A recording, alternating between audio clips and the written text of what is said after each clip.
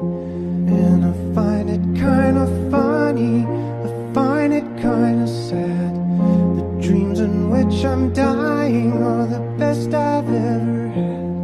I find it hard to tell you, I find it hard to take. When people run in circles, it's a very, very mad world. Mad world. I'm Van. I'm sorry. And we're back with song 8 into Sundown Week. Yep. Darkness, depression, mental health, all that wonderful, wonderful, wonderful goodness.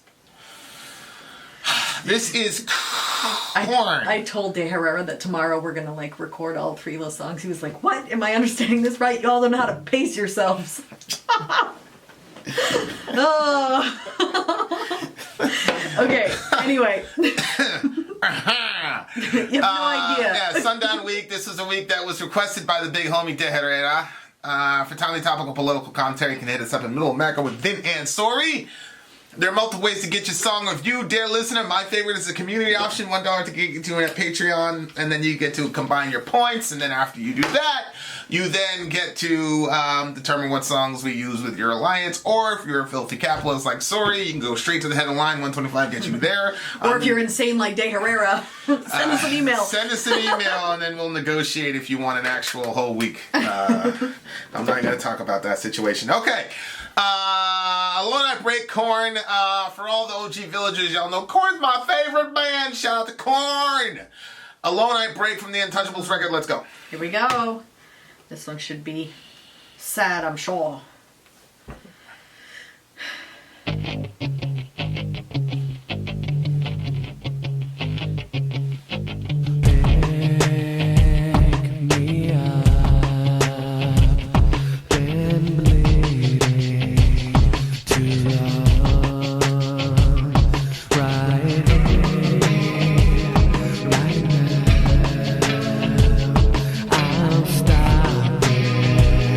Somehow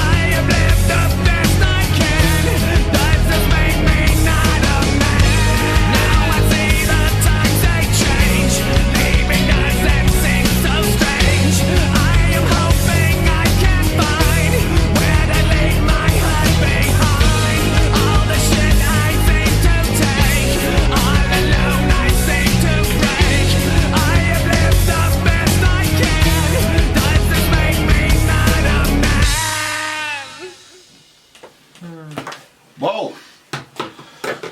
Have you heard this one before? Oh yeah, that was on the Untouchables record. I know every song on the Untouchables record. That was a really A tough deep. listen. where was I? I just got just got out of the hospital. I was actually doing good, actually, pretty good during that period. So Oh, really? yeah. So I didn't listen to this song that much, but I do know this song. I'll be a slay. Holy moly, what'd you think? Well, I mean, it's sad, like all of them. Pick me up and bleeding too long. Right here, right now. I'll stop it somehow. That part was a little interesting because it was saying pick me up. So it seemed like that he was asking somebody for help. Uh-huh. But then he says that he'd stop it somehow. The bleeding. Well, yeah, I mean, there's certain personality types where it's like, you know, they ask for help, and if the help doesn't come, they just automatically... Somebody said, like, ultimate self-reliance is a reaction to trauma. I was looking at that today. Somebody put a meme out there. Well, that's interesting. And I was like, it's probably true. It's probably true. So it looks like that's, you know... And of course, does this make me not a man? Yeah, but kid, couldn't you say that both ways? What do you mean? Like, somebody who's completely self-reliant is someone who'd been through trauma, but also somebody, like... Who's completely reliant. Oh, yeah. Like, yeah, I that think one person that you don't have on Facebook anymore, like... I mean... it's too much, man. Yeah, she's too much, but It's when too you much. look at the stories that, like, she went through... Yeah, no, You know what I yeah, mean? Like- yeah. I think it's both and. You know, I think just like with anything, if you swing too much to any extreme, you might end up in a bad situation. Mm-hmm. So you know,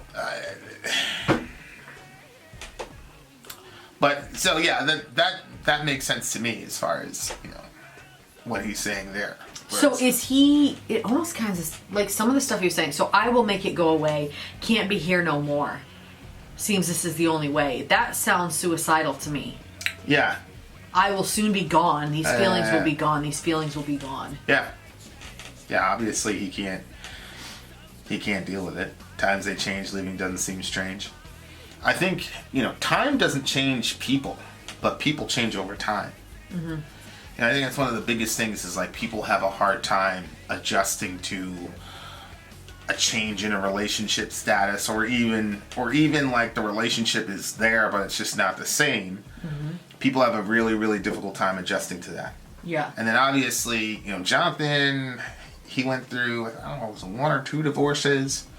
Unfortunately, you know, my Shorty ended up, you know, Yeah. rest in peace to the big homie.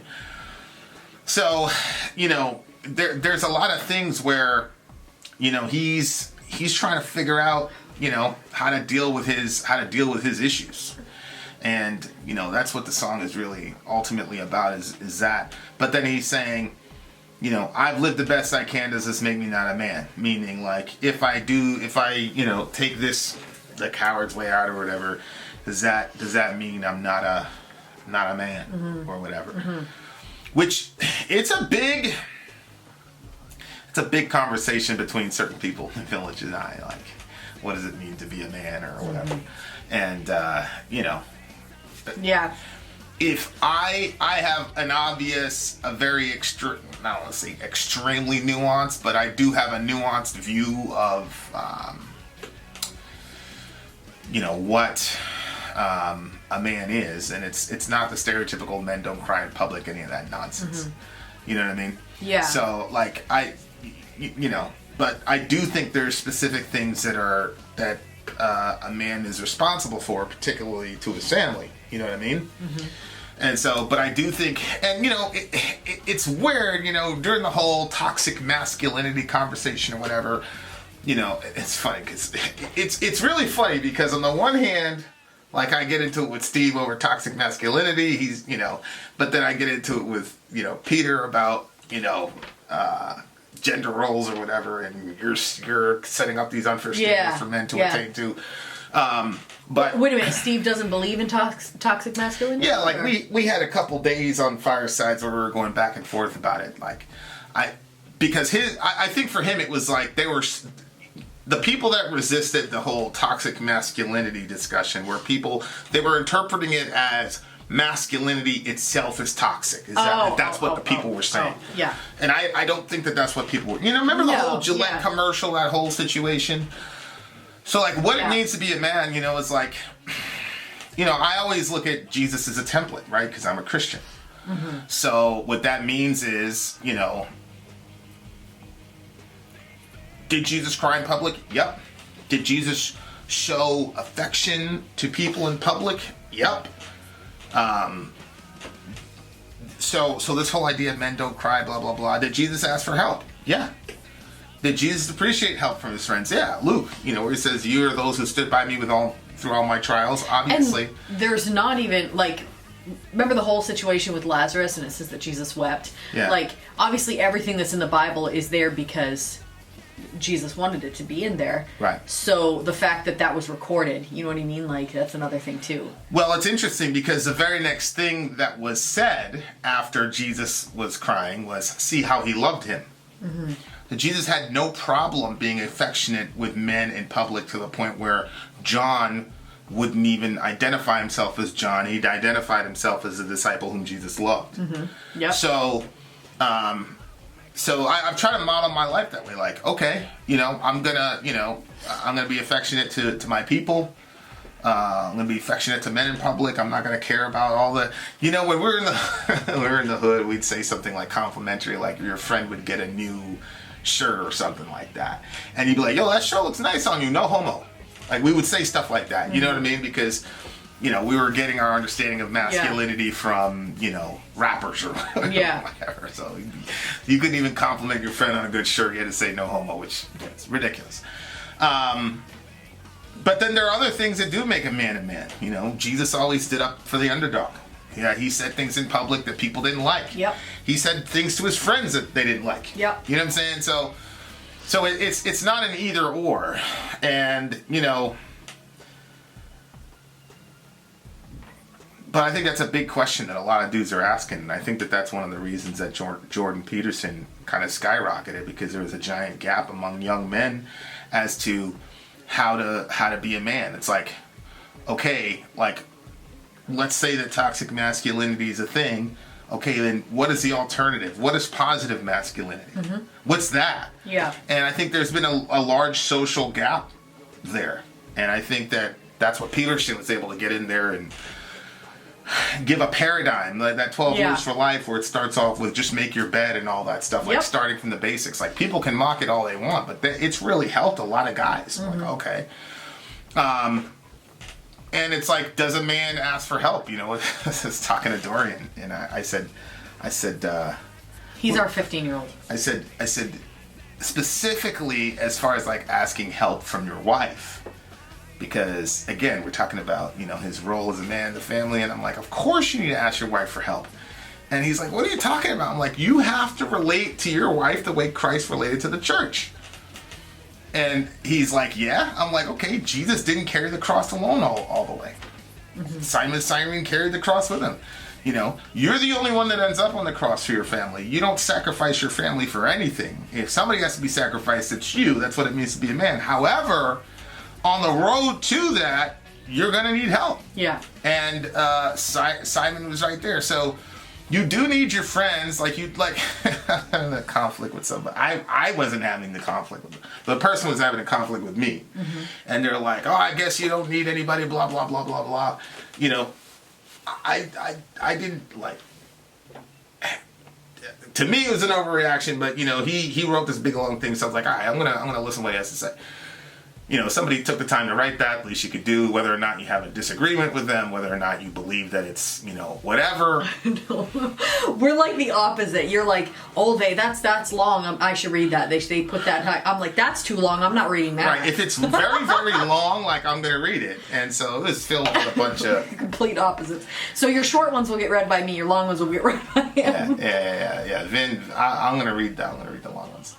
And he's like, oh, I guess you don't need them. But it's like, well, no, that's not true. It's just I don't need a lot of people. Mm-hmm. But you do need a couple people that you can look to for help and talk to stuff and all that. Yeah.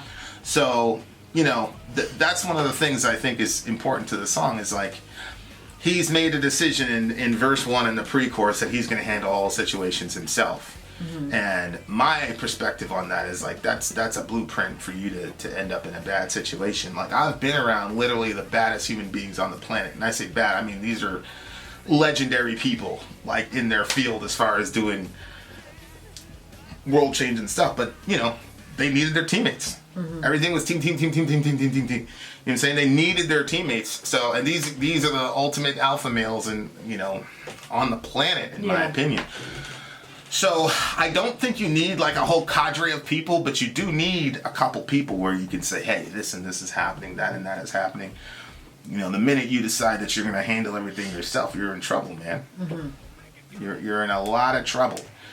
And, you know, but it's a hard thing for these guys though, because they're all, you know, it's a really awkward situation, I think, for them. Like when you're rich and you're famous and you know like I was like listening to an interview and somebody was like every time we go out to eat people are always like expecting me to pay the bill and they don't necessarily have a problem monetarily with it, but the friendship that you it's metaphorical, like oh we're all you know friends or whatever. Like I remember in the hood we had nothing to get a 50-cent soda, my friend would get a quarter, Marcus get a quarter, I get a quarter, and then we would split the soda. Like we'd jerk off with each other, play basketball in the sun. Like there's certain people that can't have those interactions anymore. They're famous, it just ruins the entire you know friendship, you know what I mean? So he's saying, I will make it go away, can't be here anymore. Like, you gotta have friends. You have to. Yeah. It's like, you know. You know what I think would be tricky is that you're making songs about this and you're talking about how you're personally feeling. And then it's that same thing where people just make it about themselves. And so people will be like, yeah, you know, you really helped me with that song, you know, blah, blah, blah. You know what I mean? Yeah. Totally missing the point that, well, he was at this spot, you know what I mean? Yeah, but I think for him, hearing that is, it helps him because it provides meaning to his suffering. Yeah. In other words, it's like, you know, because that happened, you know. I'd be afraid to write a song like this and then somebody killed themselves and they'd be like, hey, I was inspired by that. Yeah. He gets to the other side. Yeah. I was inspired by that Korn song. You know what I mean? Well, yeah, I'm sure this song was playing when somebody did themselves in, but I think like the arithmetic that you do is like there's probably more people that would have done that didn't do that because even though the song is called Alone I Break, they felt for the first time that they weren't alone. Yeah. Yeah. So that's always a conundrum. Yeah, I know. Like Fade to Black was controversial from Metallica because I guess a couple kids killed themselves, but at the same time, it's like that song in the deepest throes of my depression. That song was very, very important to me and was one of the things that God used to keep me on the planet. So it's I hear what you're saying. It's a weird sort of thing that you have to do. Yeah. And am I going to leave this place? What is it I'm hiding from? That's really an interesting line. Because that may also be one of the reasons that you're alone. Like, it's a hard thing to swallow. But, like, if you're always alone and you just can't get along with people, like, maybe it's because there's something going on with you that you're not looking at. Mm-hmm. You know what I'm saying? And people are really good at not really looking at themselves. Like, so it's a hard thing to say though because you don't want to end up blaming the victim in the situation. But if you're in a situation which you can, you know, nobody liked you ever, and it's always everybody else's fault. You know what I'm saying? Like you got to kind of like do that sort of. Yeah. You know what I mean? Is it only black in space? Good question. Am I going to take its place? You know, that's him like dealing with the.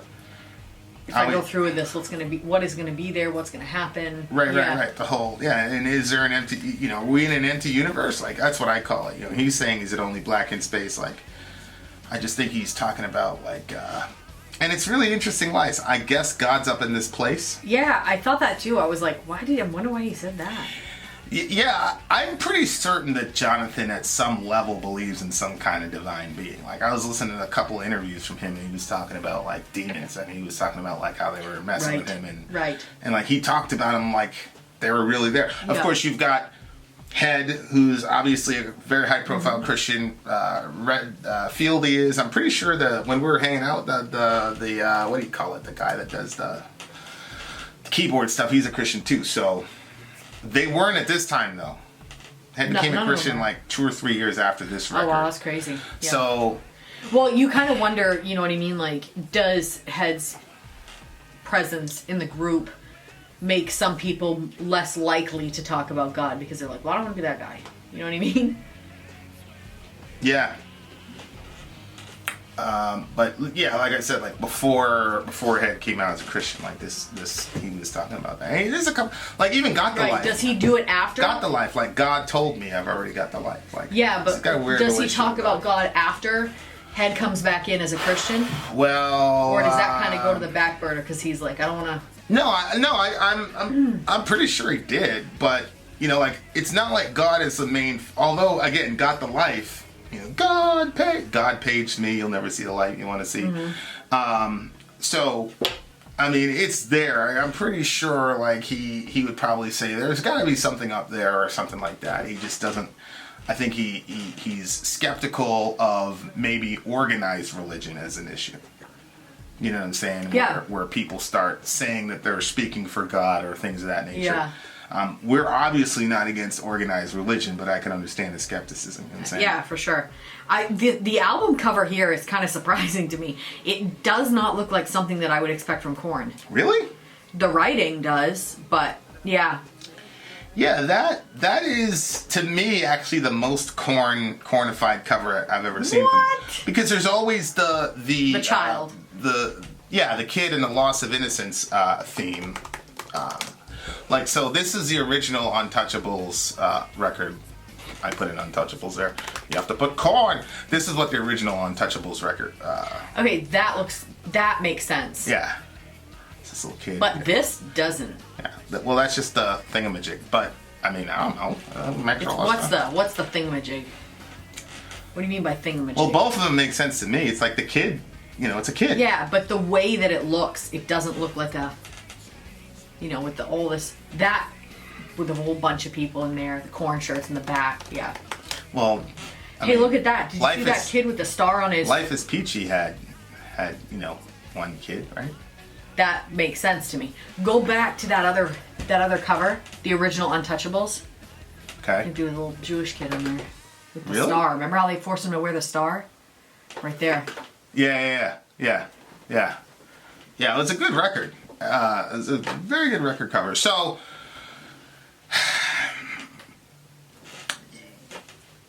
now I see all times they change. What? I'm hoping I can find where I'll leave my hurt behind. Yeah, man.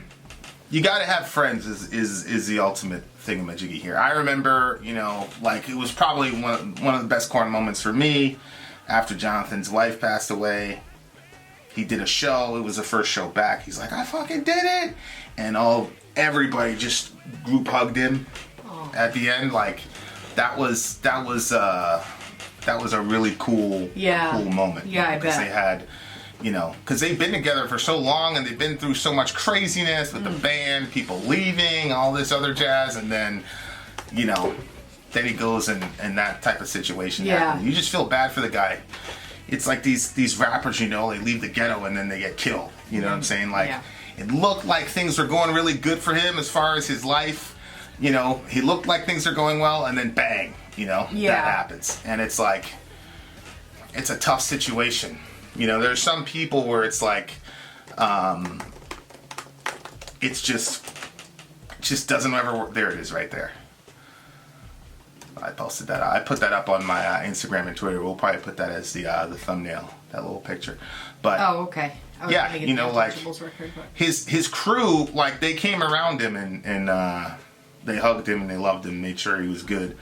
And I just think that that's really important. Yeah, absolutely. So he's like, I did it. Aw, You know, yeah, it's right there. yeah. He's like, I fucking did it.